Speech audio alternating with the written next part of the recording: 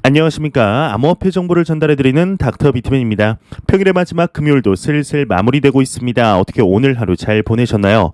내일이면 벌써 주말이 찾아오게 되는데요. 그간 쌓였던 스트레스 푸는 하루가 되셨으면 좋겠습니다. 저는 오늘 구독자분들께서 이제 추천해주신 안주 중에 아구찜을 추천해주신 게 있는데 여기다가 이제 시원하게 소맥 한 잔 먹어야겠습니다. 오늘 남은 시간도 잘 마무리하시길 바라면서 금요일의 마무리는 과연 어떠한 소식들이 반겨주게 될지 한번 보도록 하겠습니다. 최근 비트코인을 포함한 암호화폐 시장이 5만 달러 도달 후에 소폭 조정을 맞이하고 있는 상황 속 암호화폐 시장의 사기 사건과 관련하여 계속해서 소식이 나오고 있습니다. 얼마 전 구글 플레이 스토어에서는 암호화폐 관련 채굴 앱 8개가 사기로 밝혀져 삭제가 되는 일이 있었죠. 또한 미국의 증권거래위원회 SEC의 책임자의 경우는 암호화폐 사기에 대하여 조심하라는 경고까지 하기에 나섰는데요. 이에 오늘 추가적인 소식이 나왔습니다. 오늘은 우리나라의 형제 나라이죠. 이제 터키에서 소식이 나왔습니다. 채굴 사기 혐의를 수사한다고 하는데 과연 어떠한 내용일지 한번 같이 보도록 하겠습니다. 터키의 검찰에서 소식이 나왔습니다. 1.19억 달러 도지코인 채굴 사기 혐의를 수사에 나섰다, 이렇게 헤드라인이 장식이 되었습니다. 일단 사진의 도지 표정이 너무 귀여운 것 같은데 일단 본론으로 들어가자면 터키 언론들이 터키 당국이 이제 1억 1,900만 달러, 하나 약 1,392억 원 상당의 예금을 모은 뒤에 투자자들을 속인 도지코인 채굴 사기 혐의를 조사하고 있다고 합니다. 터키의 현지 채널인 TV100에 따르면 경찰인 온라인상의 익명의 아바타인 털거트 이제 V를 이제 계획의 운영자로 지목을 했다고 하는데 당국은 11명의 동료와 함께 1억 1,900만 달러에 달하는 3.5억 도지코인을 모은 것으로 보고 있다고 합니다. 이제 내용을 보았을 때 길게 적혀 있지만 간단하게 보자면 전형적인 다단계 형식으로 보입니다. 터키에서 최근 암호화폐 시장의 인기가 올라가면서 이러한 사기꾼들 역시 급증하고 있다 내용을 이야기하고 있습니다.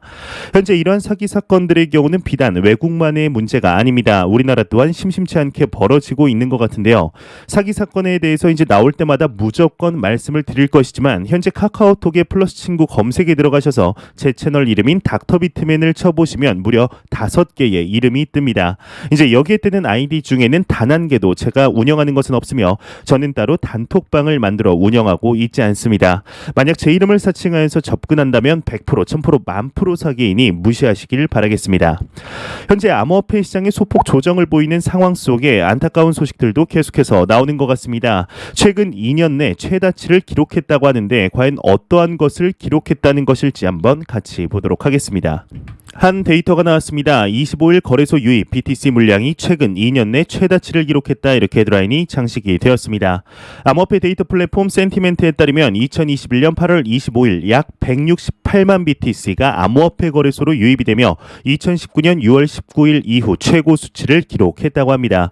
이뿐 아니라 이제 2.9억 달러 상당의 바이낸스 암호화폐 월렛에서 자포 월렛으로 이동한 것으로 나타났다고 하는데 이와 관련하여 센티멘트의 경우는 168만 BTC가 거래소로 유입이 되며 가격 변동성이 확대될 것으로 전망이 된다, 이렇게 진단을 했다고 합니다.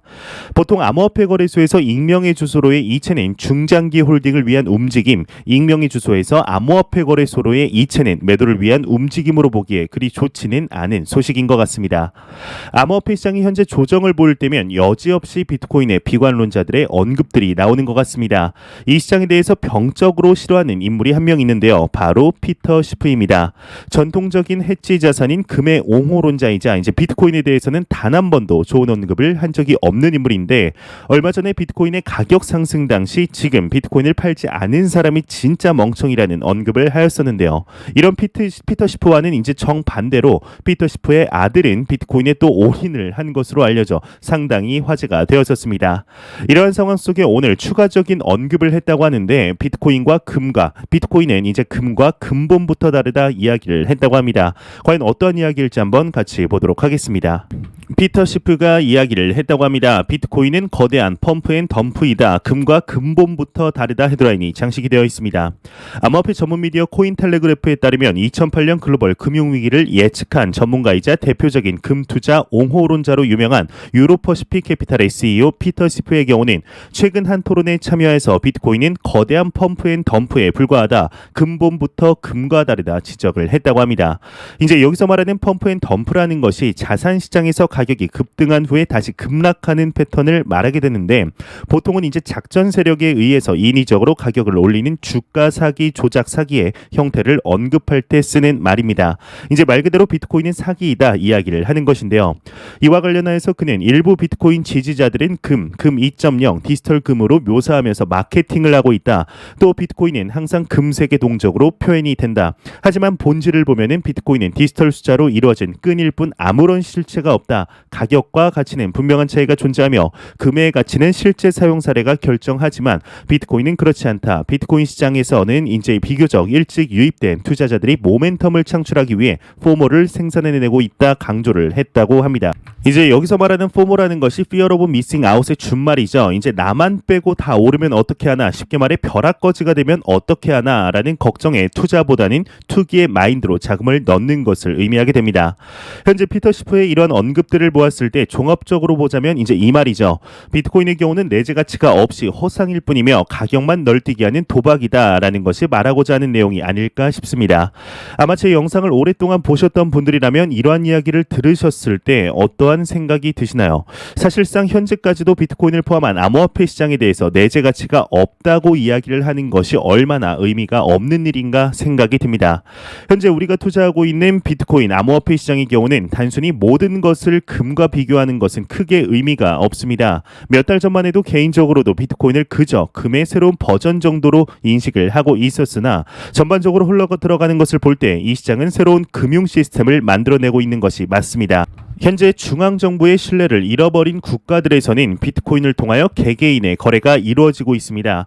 여기 자료에 나오는 P2P 거래라는 것은 이제 피어 투피어, 즉 사람에서 사람으로라는 뜻이죠. 말 그대로 일상생활, 우리가 편의점에 가서 라면 사고 카드를 내듯이 라면 사고 비트코인을 내는 것이 일상생활에 깊숙이 자리를 잡았다는 것인데, 이뿐만 아니라 얼마 전 탈레반이 아프간을 장악하면서 갈 곳을 잃은 아프간 머니들이 현재 암호화폐 시장으로 이동 중이라는 내용이 나왔었습니다. 이 말인즉슨 본인들의 화폐 가치가 하락했으니 본래 화폐의 가치를 이제 지키기 위한 해지 수단으로서 암호화폐 시장을 선택한 것이죠.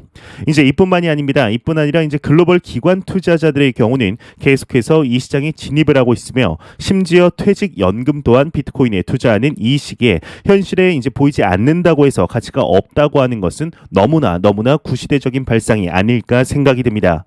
지금의 암호화폐 시장은 더 이상 내재 가치가 없다고 말하면 안 되는 시장입니다. 지금 내재 가치가 없다 이야기를 하는 것은 지난 2017년 말 2018년 초에서 더 이상 이 시장에 대해 공부하지 않으며 색안경을 끼고 보는 것이랑 같다고 생각을 합니다. 과연 비트코인이 1억, 3억, 5억에 도달해도 지금의 기조를 피터 시프가 과연 유지하게 될지 한번 지켜보도록 하겠습니다.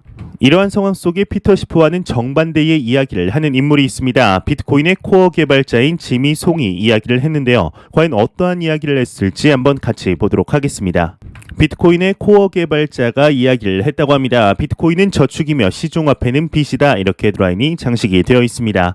비트코인 코어 개발자 지미 송의 경우는 자신의 트위터를 통해 만약 빚을 지고 있다면 당신은 돈의 노예이다. 반대로 저축을 하고 있다면 당신은 돈의 주인이다. 비트코인은 저축이고 시중화폐는 빚이다. 현명하게 선택하라 라고 이야기를 했다고 합니다. 이제 상당히 뭔가 와닿는 말인 것 같은데, 시중화폐의 경우는 아마 여러분들도 잘 아시리라 생각이 듭니다.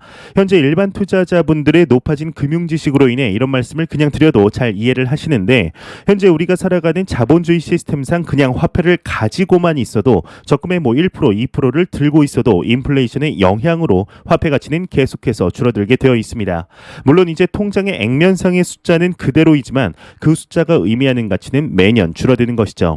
이에 반해서 지속적으로 반감기가 이제 이루어지며 실제로 현재 사토시 나카모토가 계획한 대로 비트코인의 가치가 시간이 갈수록 기하급수적인 상승을 이루고 있는 것이 사실입니다. 항상 말씀드리지만 비트코인을 포함한 암호화폐 시장의 경우는 아직 시작도 하지 않은 시장이며 현존하는 자산 시장군 중에 가장 성장 잠재력이 높다는 사실 잊지 않으셨으면 좋겠습니다. 이러한 상황 속에서도 암호화폐 시장의 긍정적인 소식들은 계속해서 나오고 있습니다. 얼마 전 비트코인을 최초로 법정화폐로 지정을 한 엘살바도르에서 한 소식이 나오게 되는데, 바로 비트코인의 ATM 기기를 이제 200대에 확충하겠다는 것이었죠. 이에 현재 글로벌적으로 비트코인 ATM 기기가 얼마나 늘었는지에 대한 소식이 나왔습니다. 그래도 꽤나 증가를 한 것 같은데 내용 한번 같이 보도록 하겠습니다. 비트코인 ATM기가 이제 지난 한 달 동안 1200대 이상이 설치가 되었다 이렇게 헤드라인이 장식이 되어 있습니다.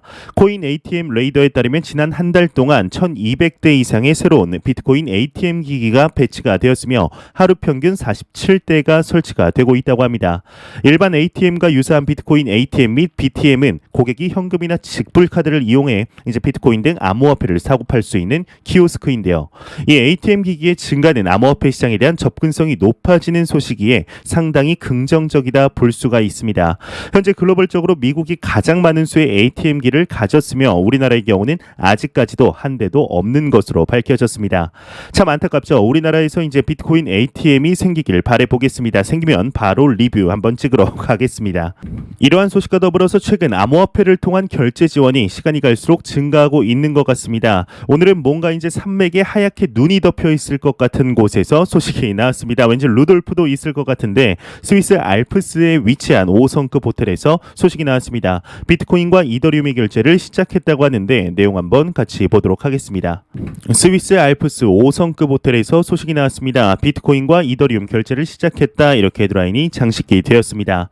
스위스 알프스 중심부의 자리를 잡고 있는 고급 5성급 호텔 최대 안데르마트의 경우는 이제 비트코인과 이더리움의 결제를 받기 시작했다 스위스의 신문에서 소식이 나왔다고 합니다. 앞으로 호텔의 투숙객의 경우는 200 스위스 프랑 즉 한화로 25만 5천 원 이상이면 이제 두 개의 암호화폐 중 하나를 선택할 수 있다고 하는데 현재 이에 대해서 호텔의 총책임자인 장 이브블렛의 경우는 전 세계적으로 점점 더 많은 암호화폐 수용이 증가를 하면서 마침내 안데르마트가 코인에 대해서 문을 열게 되었다. 우리는 오래전부터 암호화폐가 호텔 운영에도 미래가 있다는 것을 알고 있었다 언급을 했다고 하는데요. 이 외의 내용은 이제 중요하지 않아서 그리 중요하지 않아 이제 넘어가도록 하겠습니다. 현재 글로벌적으로 암호화폐를 비롯한 결제 지원이 증가를 하고 있습니다. 이는 실질적인 기업의 이익보다는 우리는 암호화폐를 결제 수단으로 쓸 만큼 선구적인 기업이다라는 마케팅의 효과가 더욱 큰 것이 사실인데요. 이제 이유야 어쨌든 조금이라도 더 많은 사람들에게 이 시장에 대해서 알린다는 것은 투자자들 입장에서는 매우 긍정적으로 볼 수 있겠죠. 이런 기업이 이제 지속적으로 늘길 바래 보겠습니다. 이러한 상황 속에 현재 비트코인을 결제 수단으로 인정하는 것은 기업뿐만이 아닌 것 같습니다. 지난 2020년 11월 비트코인이 기관 투자자들 사이에서 이제 막 해지 수단이라는 인식이 퍼지고 있을 당시에 한 국가에서 소식이 나오게 됩니다. 바로 쿠바에서 비트코인에 대한 관심이 증가하고 있으며 해지 수단이 아닌 금융 서비스로의 접근이 목적이라는 소식이 나오게 되는데요. 이에 오늘 추가적인 소식이 나왔습니다. 쿠바 정부에서 비트코인을 정식으로 결제 수단으로 인정을 했다고 하는데 이제 뉘앙스가 엘살바도르의 법정화폐 소식 때와는 살짝은 느낌이 다른 것 같습니다. 어떠한 내용인지 한번 같이 보도록 하겠습니다. 쿠바 정부가 이야기를 했습니다. 비트코인 등 암호화폐 결제 수단으로 인정을 하겠다 이렇게 헤드라인이 멋지게 장식이 되어 있습니다. AP통신에 따르면 쿠바 정부가 비트코인 등 암호화폐를 결제 수단 중 하나로 인정한다고 밝혔다고 합니다. 쿠바 정부는 결의안을 발표하면서 암호화폐를 지불 수단으로 인정을 하고 관련 규제를 구축할 예정이라고 밝혔다고 하는데요.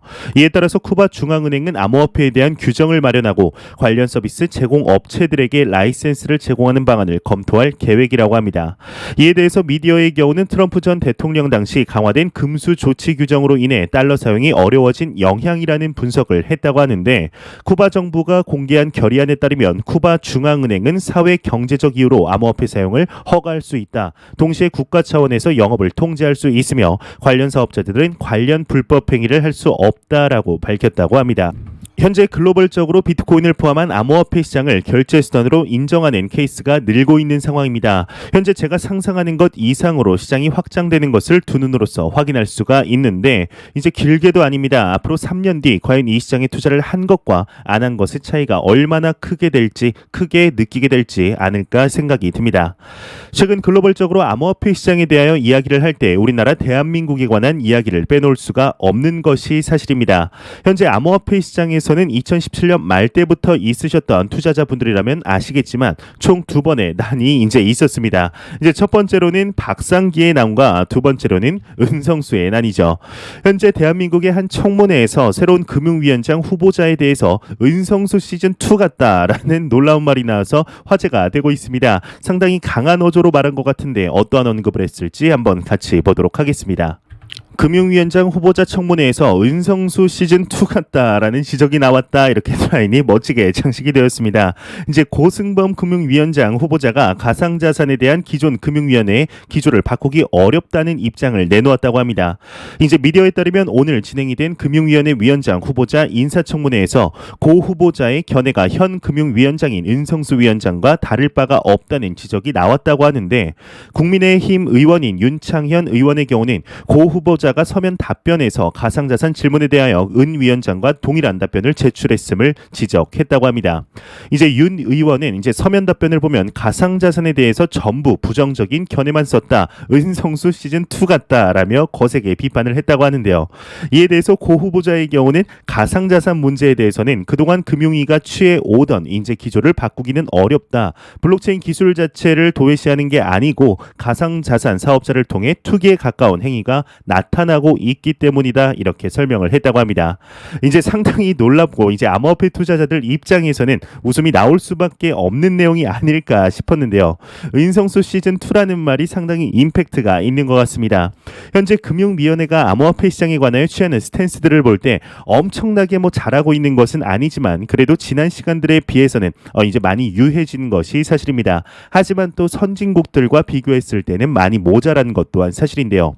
최근 글로벌적인 움직임들과 발맞추어 나가려는 모습들을 조금씩 보여주고 있는 만큼 대한민국에서 이제 암호화폐 투자자들이 좀 안심하고 투자할 수 있는 환경을 만들어주길 진심으로 바라보겠습니다. 안 보고 가면 섭섭하겠죠. 마지막 크립토 공포 탐욕 지수입니다. 계속되는 가격의 조정 때문일까요? 전날 대비 4포인트 하락한 71포인트를 기록하였습니다. 그래도 탐욕 단계를 계속해서 유지하고 있는데요. 현재 계속해서 상승할 것만 같았던 암호화폐 시장의 소폭 조정이 진행이 되고 있습니다. 하지만 나오는 소식들을 여러분들도 보셔서 아실 것입니다. 긍정적인 소식들이 상당히 많이 나오고 있으며 가격의 조정에도 이 시장의 펀더멘털은 지속적으로 견고해지고 있습니다. 시간이 지날수록 더욱 단단히 말이죠. 암호화폐 시장은 성장할 수밖에 없는 시장입니다. 금융의 산업혁명과도 같은 일이죠. 이러한 흐름에 단기적인 시각으로 뛰어든다면 그 결과는 상당히 미미할 것입니다. 시장을 길게 보고 흐름을 길게 타서 암호화폐 시장이 만들어 놓은 부의 추월 차선을 통하여 경제적 자유에 도달을 하셨으면 좋겠습니다. 절대로 대출받지 말고 여유 자금을 통하여 투자하시길 진심으로 바라보겠습니다. 마지막으로 코인마켓캡에서 메이저 탑10 코인을 한번 전반적으로 살펴보고 마무리하도록 하겠습니다. 시가총액 1위의 비트코인의 경우는 전날 대비 1.46%, 일주일 전 대비해서는 1.01% 상승한 5,550만 원대. 2위의 이더리움의 경우는 전날 대비 1.01%, 일주일 전 대비해서는 2.59% 하락한 365만 원대. 3위의 에이다의 경우는 전날 대비 2%, 일주일 전 대비해서는 5.5% 상승한 3,074원대를 보여주고 있습니다. 시가총액 5위의 테더의 경우는 환율이죠. 1169원으로 어제와 크게 다르지 않은 모습을 보여주고 있으며, 시가총액 6위 우리 게르게 코인, 애증의 코인인 리플 XRP의 경우는 전날 대비 1.17%, 일주일 전 대비해선 11% 하락한 1290원대를 보여주고 있습니다. 이제 비트코인 도미넌스의 경우는 44.1%, 이더리움의 도미넌스는 18.1%로 암호화폐 시장이 매우 강력한 비트코인과 이더리움의 시가총액 점유율을 볼 수가 있겠네요. 제가 준비한 소식은 여기까지입니다. 영상이 도움이 되셨다면 구독과 좋아요 그리고 광고 한 편만 처음부터 끝까지 시청해 주시기 바랍니다. 이 채널은 오직 광고 수익으로 운영이 되게 됩니다. 항상 영상 시청해 주시는 시청자분들, 구독자분들 너무나 감사합니다. 저는 더욱더 도움이 되는 영상으로 내일 아침에 찾아뵙도록 하겠습니다. 오늘 남은 시간도 행복하게 보내시길 바라면서 지금까지 닥터 비트맨이었습니다. 감사합니다.